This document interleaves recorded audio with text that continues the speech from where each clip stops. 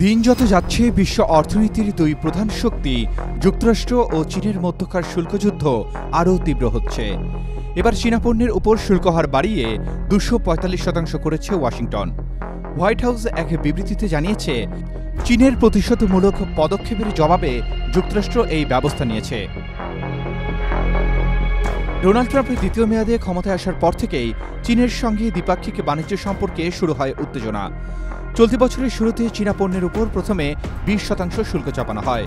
এরপর একাধিক ধাপে তা বাড়িয়ে 104% পর্যন্ত নিয়ে যাওয়া হয়। এপ্রিলে ট্রাম্প প্রশাসন আরও কয়েক দফায় শুল্ক বাড়ায়। প্রথমে তা হয় 125%, পরে গিয়ে থাকে 145%। এতেও থামেনি যুক্তরাষ্ট্রের পদক্ষেপ। চীনের পাল্টা শুল্ক ঘোষণার পর আরও 100% শুল্ক বাড়িয়ে এবার তা 245% উন্নীত করা হয়েছে।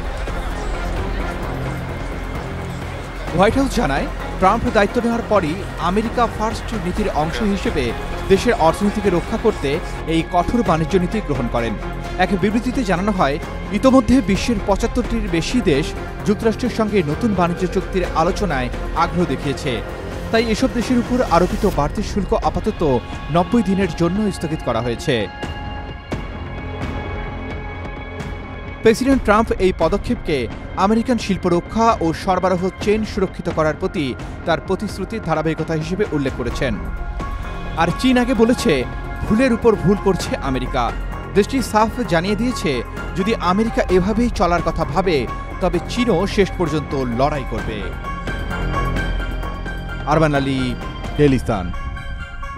For more updates, follow us on Facebook, subscribe our YouTube channel, get the latest update on www.daily-sun.com.